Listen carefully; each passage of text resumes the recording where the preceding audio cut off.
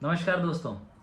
तो आज मैं फिर हाजिर हूँ आपके समक्ष, आपका परफेक्ट एडवाइज़र, और आपको सहारा के रिफंड के प्रोसेस के रिलेटेड कंप्लीट नॉलेज देने के लिए। अपार्ट फ्रॉम दैट, जितने भी सवालात आपने मुझसे पिछली वीडियोस में पूछे थे उनका मैंने कैटेगरी वाइज विश्लेषण करके, और जो 8 से 10 मुख्य सवाल हैं उनका मैं आपको आज जवाब दूंगा, ताकि आपको रिफंड के प्रोसेस और क्लेम के प्रोसेस के अलावा कैसे किस तरह से पैसा आना जाना है उसके बारे में आपको जानकारी मिलेगी। तो चलिए हम मेन मुद्दे के ऊपर आते हैं। सबसे पहले तो रिफंड के लिए आपने अपना लॉगिन पोर्टल के ऊपर जाना है।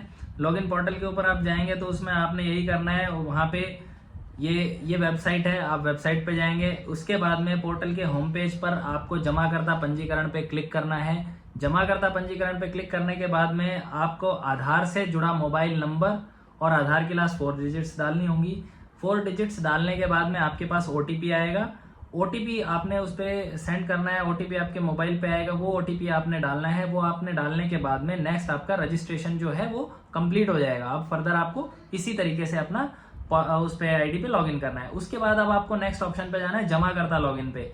जमाकर्ता लॉगिन पे जाने के बाद आपने क्या करना है, फिर से अपना मोबाइल नंबर और पूरा आधार नंबर वो डालना है। ओटीपी सेंड होगा। ओटीपी सेंड होने के साथ में ही आपको आधार से जुड़ा हुआ डिक्लेरेशन आ जाएगा कि मैं आधार की केवाईसी सहारा के इस सीआरसीएस के इस रिफंड पोर्टल के ऊपर शेयर करने को मैं एग्री हूं, क्योंकि वो इसलिए जरूरी है। आप उसको सहमति देंगे तो ही आपका आधार का डाटा जो है बायोमेट्रिक्स इन द सेंस जो भी आपके आधार से रिलेटेड बैंक अकाउंट्स हैं और वो सब है, वो सारा वो डाटा अपने आप उठा लेगा।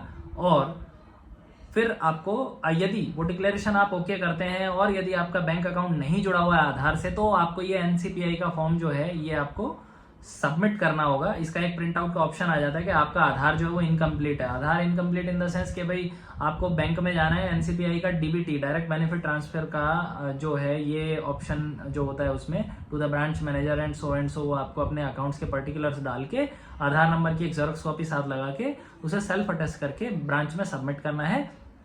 4 से 5 दिन में वो हो जाएगा। आपका डीबीटी का ऑप्शन जो है, फिर दोबारा से आप जब इस आधार वाली साइट पे सीआरसीएस की साइट पे आएंगे तो आपकी ये ऑटोमेटिकली जमाकर्ता लॉगिन पे जाएंगे तो वहां से प्रोसेस आगे बढ़ जाएगा। फिर आपको क्या करना है, आपकी पूरी डिटेल जैसे बैंक का नाम, जन्म तिथि, ये वो सारी चीजें ऑटोमेटिक वो आ जाएगी। बैंक का अकाउंट नंबर नहीं आएगा, आपका यही आएगा। जैसे आपने स्टेट बैंक में या पंजाब नेशनल बैंक में जिसमें भी आपने अकाउंट खुलवाया तो उस बैंक का नाम आ जाएगा, आपका नाम आ जाएगा, आपकी डेट ऑफ बर्थ आ जाएगी। वो आधार का डाटा ऑटोमेटिकली फैच कर लिया जाता है। उस आधार का डाटा उस पर वहीं पे आपको दिखेगा। आप सहमत हैं। उसके बाद में आप अगर उसमें अपना ईमेल एड्रेस भी मेंशन करना चाहते हैं, सेव करना चाहते हैं, तो वहाँ पे ईमेल एड्रेस का भी ऑप्शन आता है, वो आप ईमेल एड्रेस भी डाल दीजिएगा। उसके बाद में जमा प्रमाण जो पत्र है आपके, यानी कि जो भी आपने सहारा का जितना भी आपके पास बॉन्ड्स हैं उनकी कॉपी वो आपको अपने साथ में रखनी है, और उसके साथ ही आपको अपना दावा जो है क्लेम फॉर्म वो फिलअप करना है। अब उसमें क्या होता है कि सबसे पहले आपसे सोसाइटी का नाम पूछा जाता है। अब ये जो सीआरसीएस के थ्रू जो आपको रिफंड मिल रहा है वो 4 जो सहारा की कंपनीज हैं उन्हीं का ही मिल रहा है। स्टार्स मल्टीपर्पज, सहारियन यूनिवर्सल, सहारा इंडिया क्रेडिट कोऑपरेटिव और हमारा इंडिया क्रेडिट कोऑपरेटिव, ये 4 कंपनीज हैं। इन 4 कंपनीज का ही पैसा जो है आप अभी क्लेम कर सकते हैं। गौरतलब रहे कि ये सभी क्लेम फॉर्म सभी कंपनियों के, मान लीजिए सभी में आपने एक 10-10 हज़ार का इन्वेस्टमेंट कर रखा, तो सारे क्लेम जो है उसी दिन ही एक ही बार में ही आपने सबमिट करना है। आपने अपना दावा का फॉर्म जो है वो फिल करेंगे तो उसमें सबसे पहले आपसे जो डिटेल्स मांगे कि भाई आपकी सदस्यता संख्या, आपकी सोसाइटी का नाम तो आपने सिलेक्ट कर ही लिया है वो 4 ऑप्शंस में से ऑटोमेटिकली। उसके बाद आपका सदस्यता का नंबर, आपका सर्टिफिकेट नंबर, फिर आपकी जमा राशि की डेट क्या है वो, ये सब देने के बाद उसमें ये भी एक ऑप्शन आता है, whether you have taken any sort of loan on this deposit in against of this deposit और नॉट, क्या आपने कोई लोन लिया है या कोई पार्शियल विड्रॉल या कोई आपने कभी प्राप्त किया है सहारा से, तो वो जो भी है वो आपको उसमें ओके करना है, एक्सेप्ट करना है या नहीं करना है। मोस्टली लोगों ने नहीं लिए हुए, तो इसलिए वो चीजें डालने की जरूरत ही नहीं है, आपको उस पर टिक नहीं करना है। तो आपने सीधा सीधा अब नेक्स्ट आगे बढ़ना है। उसके बाद आप ये ध्यान रखिएगा कि एक ही बार आप ये दावा कर सकते हैं, दोबारा का फिलहाल साइट पे कोई ऑप्शन नहीं है।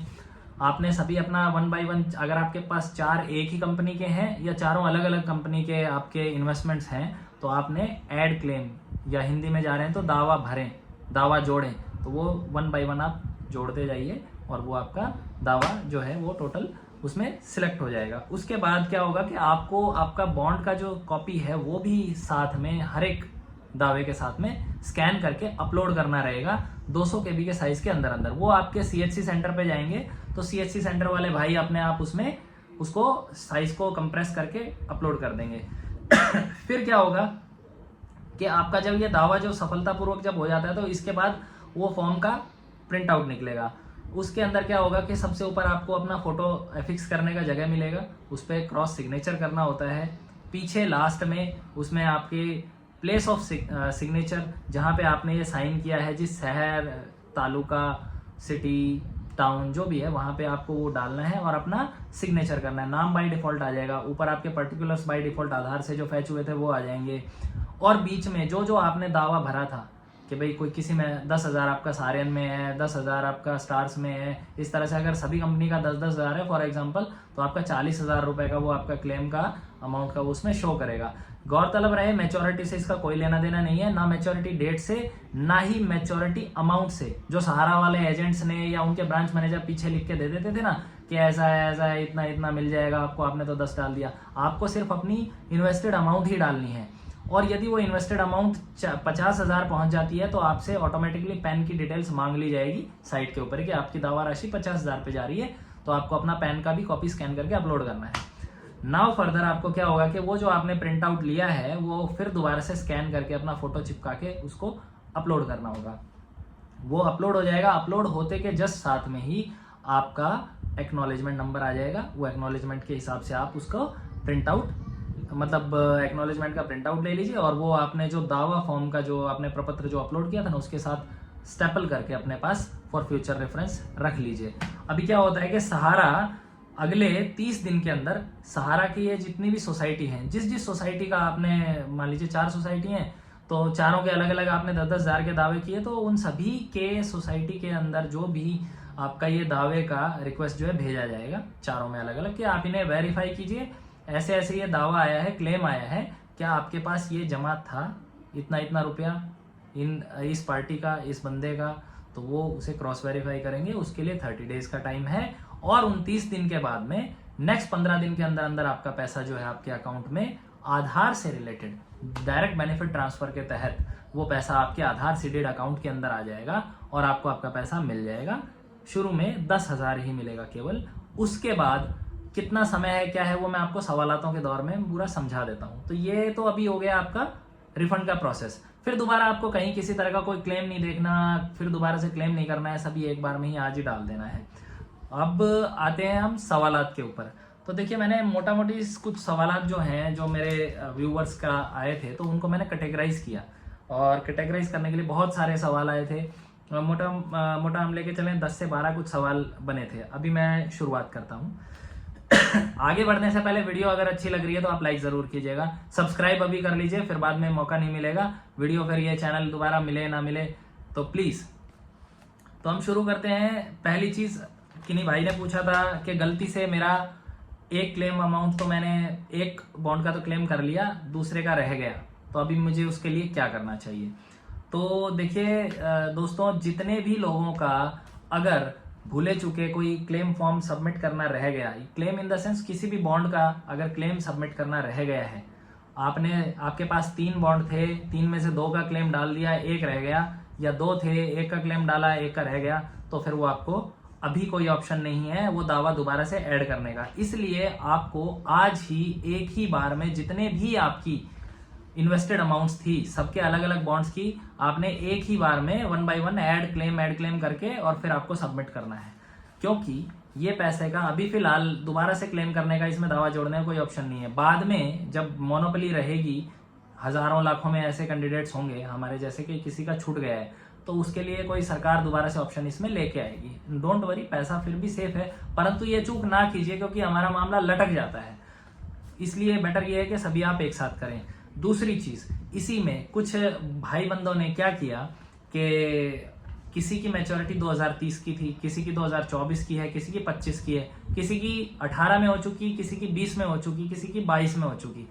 तो अभी क्या हुआ कि उन लोगों ने 22-23 तक के जो थे उनको तो क्लेम के लिए डाल दिया, और जो आगे के बच रहे थे उनको क्लेम में डाला नहीं। तो यानी कि हो गया ना मिस्टेक। अभी वही ऑप्शन आ जाता है। देखिए एक चीज मैं आपको बता देता हूं कि ये सारा पैसा अब सहारा के पास इन्वेस्टमेंट किया हुआ नहीं है, सहारा से ये पैसा टेक ओवर कर लिया गया है। तो सहारा इस पैसे को कहीं इन्वेस्ट करके धंधे में लगा ही नहीं रही है, बिजनेस में लगा ही नहीं रही है, तो इसके ऊपर वो कहां से रिटर्न देगी। तो मैच्योरिटी का और रिटर्न अमाउंट का, रिटर्न विद इंटरेस्ट का, उसका तो सवाल ही नहीं उठता। तो इसमें तो जो सरकार जो है कोई 6% इंटरेस्ट के साथ में जो भी पैसा है कुछ बढ़ा है तो वो अपने हिसाब से सरकार देगी सो देगी। अदरवाइज इसके अंदर आप ये चीज दिल से बिल्कुल दिमाग से निकाल दीजिए कि आपको कोई भी इसके ऊपर मैच्योरिटी वाइज आपको जाना है कि नहीं जाना। आपको डाले हुए चाहे 10 साल हो गए हो, चाहे आपको 50 साल हो गए हो, चाहे आपकी मैच्योरिटी 100 साल बाद आने वाली है, आपको सिर्फ और सिर्फ आपका invested amount he with 6% of interest मिलेगा जब से डाला था, और वहां से लेके जब तक सरकार ने इस पैसे को टेक ओवर किया उस दौरान तक का ही। उसके बाद का समय समाज सेवा है, इसलिए आप इसमें अपना पैसा भूल चूक के भी वेस्ट ना करें, व्यर्थ ना करें। कहीं आप सोच रहे हो मुझे 2030 में इन्होंने जो लिखी थी वो मैच्योरिटी मिलेगी, वो क्लेम अमाउंट तब मैं डालूंगा या 2024 में डालूंगा, तो प्लीज आप इन्हें एक साथ ही विड्रॉल पे लगाइए। दूसरी बात, कुछ लोगों के सवालात हैं कि भाई मेरा 1 महीना हो चुका है या 1 महीने के लगभग हो चुका है, अभी तक मेरा अकाउंट जो है उसमें पैसा आया नहीं है, इन प्रोसेस शो कर रहा है। तो बिल्कुल जाहिर सी बात है दोस्तों, 45 दिन का समय दिया गया है 45 डेज के अंदर, इसमें 30 दिन तो आपके सहारा की क्रेडिट कंपनीज जो हैं, सोसाइटीज हैं, वो इसी को आपके दावे को वेरीफाई करेंगी अपने रिकॉर्ड्स के साथ में कि इस इंसान के नाम पे इतना पैसा था भी कि नहीं था हमारे पास। ठीक है जी। और उसके आने वाले 15 दिनों के अंदर फिर वो आधार की डीबीटी वाला सिस्टम चलेगा। शुरू में अभी 10,000 मिलेगा। ठीक है जी। तो आप बेफिक्र रहिए, अंडर प्रोसेस, हाँ क्रॉस वेरीफाई जरूर करते रहिए कि अंडर प्रोसेस है कि नहीं है, क्योंकि लोगों ने डाल के छोड़ दिया क्लेम के लिए लेकिन क्रॉस वेरीफाई नहीं कर रहे। जिनका अंडर प्रोसेस है उनको मिलेगा, जिनका रिजेक्ट हो गया है तो वो रिजेक्ट का आप अपना वेरीफाई कीजिए कि भाई उसका क्या स्टेटस है। Present status is pending and under process, which means it's still going on, और आपका पैसा जो है अंडर प्रोसेस है तो वो मिल जाएगा आपको, डोंट वरी।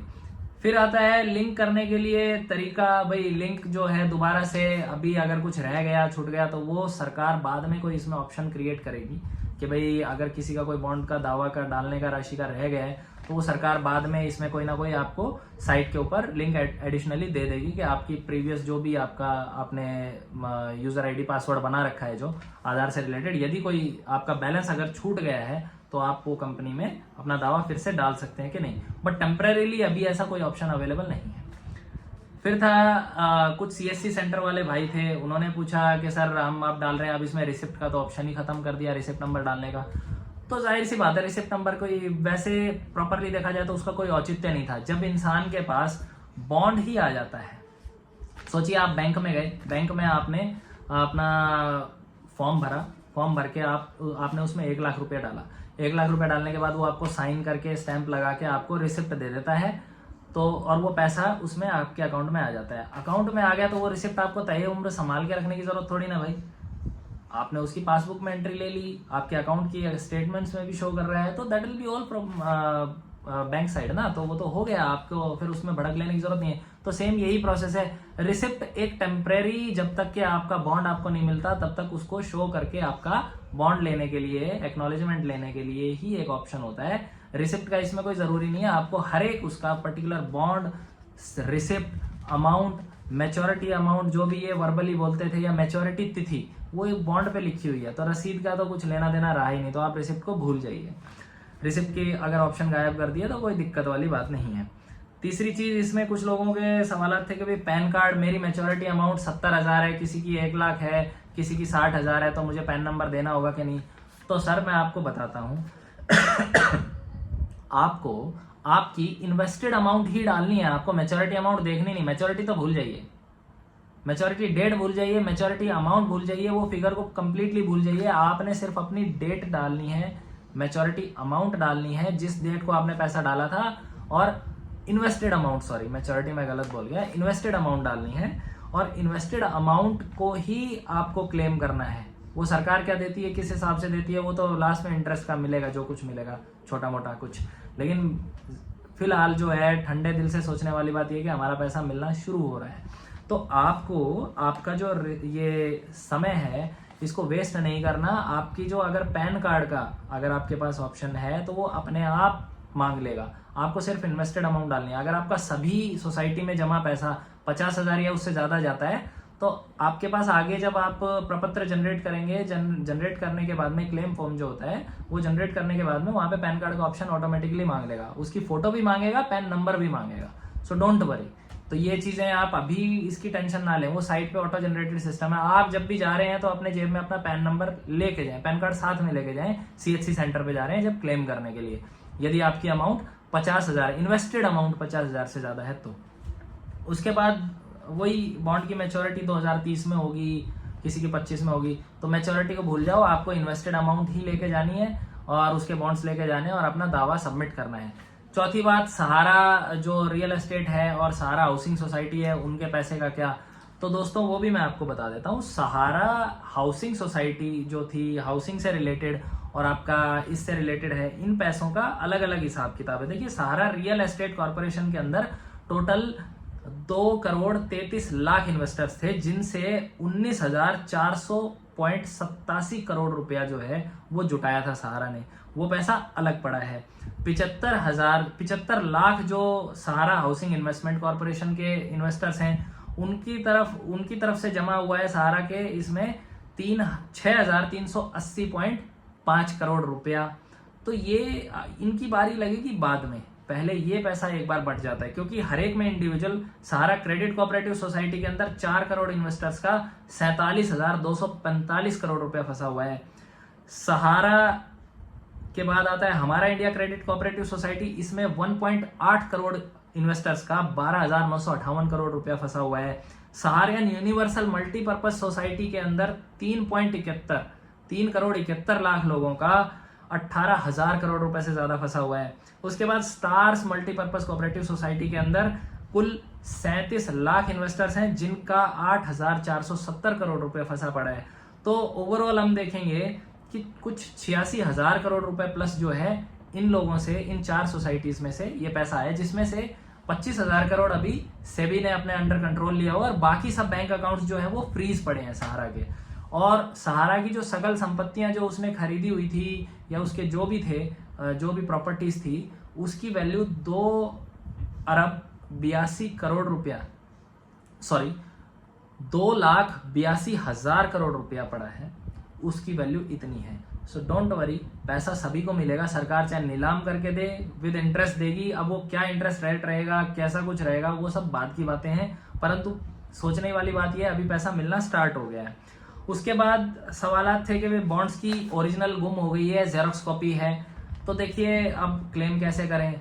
तो भाइयों बहनों, जिनके पास उनके बॉन्ड्स गुम गए हैं तो या तो उनके पास उस बॉन्ड्स की जेरोक्स कॉपी है, फोटोस्टेट कॉपी जिसे देसी भाषा में बोलते हैं, या फिर कोई रिसिप्ट है, तो आप अपनी नियरेस्ट जो भी सहारा की ब्रांचेस हैं या रीजनल ऑफिसेज जो भी हैं सहारा के, उनमें कृपया करके आप जाएं, अपने एजेंट को साथ ले जाएं या फिर वहां के ब्रांच मैनेजर से संपर्क करें और उन्हें बताएं कि सर मेरे साथ ये ऐसा ऐसा है, आप ये अपना रिकॉर्ड दुरुस्त करके चेक करके एक बार देखिए और मेरी ये जो अमाउंट है ये मुझे इसका बॉन्ड दोबारा से डुप्लीकेट बॉन्ड जनरेट करके दीजिए, सो दैट मैं उसे क्लेम कर सकूं सहारा के CRCS रिफंड पोर्टल के ऊपर। इसके बाद ये है कि भाई आधार कंप्लीट करने का ऑप्शन आ रहा है, तो मैंने आपको शुरू में ही बता दिया कि यदि आपका आधार से अकाउंट लिंक नहीं है तो साइट आगे नहीं बढ़ेगी। आपको पहले NCPI का फॉर्म जो है वो डाउनलोड करना है, उसके ऊपर अपना बैंक में जाके और एप्लीकेशन सबमिट करा के आनी है और फिर आपके 3-4 दिन के बाद में आगे साइट पे आगे बढ़ने का ऑप्शन आ जाएगा। ठीक है दोस्तों, अब यदि बॉन्ड्स जो है आपकी या ये ओरिजिनल कॉपी नहीं मिल रही, जेरोक्स भी है और अगर ब्रांच भी किसी की आसपास में रीजनल ऑफिस के अंदर भी सब बंद पड़े हैं, कुछ नहीं लगता, तो एक दफा आप जेरोक्स से भी ट्राई कर सकते हैं। इसके अलावा बहुत से लोग भ्रांतियां फैला रहे हैं, बहुत से लोगों ने भी मुझे ऐसे सवाल किए हैं कि सर यूट्यूबर्स ने दिमाग खराब किया हुआ है कि ये पैसा कैसे अब नहीं मिलेगा, सरकार अपनी जेब में डालने वाली है, 10,000 दे के पीछा छुड़ा देगी, क्योंकि वो तो डिक्लेरेशन भरवा रही है, दावा क्लेम फॉर्म जो है उसके ऊपर जो जनरेट हुआ है कि भाई आप ये पैसा आप यहाँ से दावा अगर डाल रहे हैं तो इसके बाद दूसरे किसी फोरम में आप क्लेम नहीं करेंगे। तो भाई ये कोई सरकार की मंशा गलत नहीं है, बिल्कुल सही है, क्योंकि यदि आपका ओरिजिनल बॉन्ड तो आप ही के पास रह गया, आपका ओरिजिनल बॉन्ड तो आप ही के पास रह गया। आप बैंक की एफडी अगर आपके पास होती है, आप वो मैच्योर हो जाती है, तो आप बैंक में जाते हैं ना, वो जमा हो जाती है सिग्नेचर करवा के और आपका पैसा आपके अकाउंट में आ जाता है। यहाँ पे तो आप ये बॉन्ड ना तो सहारा वालों को दे रहे हो, ना भारत सरकार को दे रहे हो, ना ये क्रेडिट जो CRCS जो पोर्टल है इसके अंदर कोई आपके पास डाकिया तो आगे लेके जाने वाला है नहीं।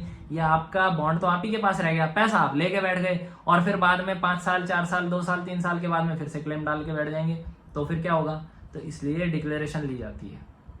और यदि आपने गलत दावा प्रस्तुत किया है और आपने कोई तथ्य छुपाए हैं तो आपसे ये पैसा ब्याज समेत वापस लिया जाएगा। बिल्कुल भाई, अगर कुछ गलत तथ्य पेश कर दिए, किसी छगन, मान लीजिए किसी का नाम राम सिंह सन ऑफ श्याम सिंह था और ऐसे ही नाम का भारत देश में कोई और बंदा भी मिल गया और उसने उसका फॉर्म अगर वो बॉन्ड चुरा के अगर क्लेम डाल दिया तो उस केस में क्या होगा।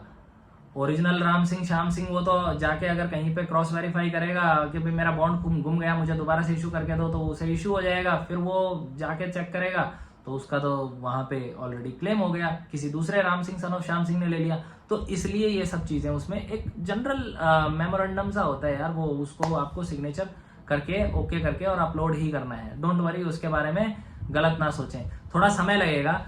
सहारा के रिलेटेड जो है सुप्रीम कोर्ट ने, माननीय सुप्रीम कोर्ट ने जो आदेश दिया था वो मैंने आपको पहले भी बता दिया था। इसमें एक रिटायर्ड जस्टिस जो है सुप्रीम कोर्ट के, जिन्हें 15 लाख रुपए प्रति माह सुप्रीम कोर्ट की तरफ से उन्हें लगाया गया है, तो 15 लाख रुपए प्रति माह उन्हें भारत सरकार देगी और 5 लाख रुपए प्रति माह श्री अग्रवाल जी को, जो कि एडवोकेट जनरल है वहां के, एमिकस क्यूरी उनको बनाया गया है और वो इसके इन दोनों की निगरानी में, वो भी उन्हें 5 लाख रुपए भी भारत सरकार देगी।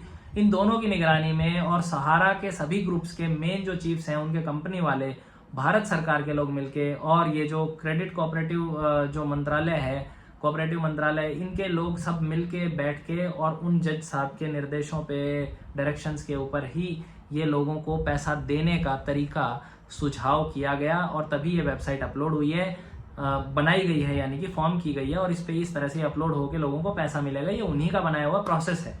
अपार्ट फ्रॉम दैट मैं आपको ये बता देता हूं कि 27 मार्च 2023 को ये क्लेम का करने के लिए भारत सरकार को ये दिशा निर्देश दिए थे माननीय सुप्रीम कोर्ट ने। उसके 9 महीने के बाद, शुरू में 5,000 करोड़ का दिया गया है फंड रिलीज करने के लिए लोगों को, तो सभी को 10-10 हजार करके एक बार टेम्परेरी पैसा दिया जा रहा है। इसमें मैं आपको बताता हूं कि लगभग 2 से 2.5 करोड़ इन्वेस्टर, 2 करोड़ और 5 लाख इन्वेस्टर्स का पैसा शुरुआत में, और एक कंपनी है और बाकी सबका मिला के कुल मिला के 4 करोड़ ऐसे इन्वेस्टर्स हैं जिनको 10-10 हजार रुपए मिलेंगे ना, तो वो फ्री हो जाएंगे, फर्स्ट टाइम में फ्री हो जाएंगे। यानी कि उसके बाद में उनको दोबारा से क्लेम करने की जरूरत ही नहीं है, क्योंकि उनकी जो अमाउंट है वो इतनी ही है, 10,000 या उससे कम ही है उनकी अमाउंट, तो इसलिए वो भी फ्री हो जाएंगे। उसके बाद 27 मार्च 2023 से लेके 9 महीने तक, यानी कि 27 दिसंबर 2023 तक में ये सारा आवंटन जो है पैसों का डिस्ट्रीब्यूशन, ये उससे पहले कर देना है, उसके अंदर ही, और फिर रिपोर्ट लेके फिर से सुप्रीम कोर्ट के पास आना है। फिर सुप्रीम कोर्ट फर्दर फिर से फंड रिलीज करेगी। सेबी जो है, सेबी भी इसके अंदर फिर इन्वॉल्व है। सेबी और भी जो पैसा है धीरे धीरे इनका नीलाम करवा के, कुड़क करवा के फिर पैसा, फिर सारा हाउसिंग, रियल एस्टेट, इन सभी का नंबर लगाएगी। तो आप निश्चिंत रहिए और आप ये दावा जरूर, इसमें जो भी आपका क्लेम है, इस अमाउंट को आप पेंडिंग ना रखें, इसे तुरंत आप अपना जल्दी से जल्दी जाके विड्रॉल पे लगाइए और अपना पैसा प्राप्त कीजिए। जो भी सवालात हैं आपके, फिर भी कोई डाउट हो, क्लियर ना हुए हो, तो आप मुझसे पूछ सकते हैं। दोस्तों, वीडियो अच्छी लगे, आपके सभी संशय दूर किए हूं मैंने, तो आप इसे सब्सक्राइब कीजिएगा, शेयर जरूर कीजिएगा। आप जैसे जो भी मित्र हैं, मित्रगण हैं, भाई बंद हैं या इन्वेस्टर्स हैं, यदि आप एजेंट हैं या ब्रांच मैनेजर हैं या CHC सेंटर वाले हैं, तो आप इसे जरूर शेयर कीजिए मैक्सिमम लोगों के पास, क्योंकि मैंने इसके अंदर जहां तक हो सका आपको कंप्लीट नॉलेज देने की कोशिश की है। और लोग जो है टेंशन लेके जो रात को सोते हैं, वो टेंशन या भड़क दिमाग में लेके ना सोएं। ये पैसा आपको डेफिनेटली मिलने वाला है, सभी के डाउट्स इस वीडियो से क्लियर हो जाने वाले हैं। तो कृपया करके आप इसे फॉरवर्ड जरूर कीजिएगा, मेरी आपसे हम्बल रिक्वेस्ट है। और दोस्तों, लाइक जरूर कीजिएगा, कमेंट्स जरूर कीजिएगा, जो भी आपके सवाल आते हैं मैं उनका रिस्पॉन्स दूंगा। आपका परफेक्ट एडवाइजर आपकी सेवा में सदा हाजिर। मैं सभी को पर्सनली रिस्पॉन्स देता हूं, जो भी कमेंट आता है उस पर मैं हमेशा उनका रिप्लाई विद इन 12 आवर्स मैं ज़रूर उस पर डालता हूँ। आप अपना जो रिस्पॉन्स है, जो जवाब है अपने सवाल का, आप क्रॉस चेक कर सकते हैं वापस से आप यूट्यूब पे जाके। ठीक है दोस्तों, नमस्कार।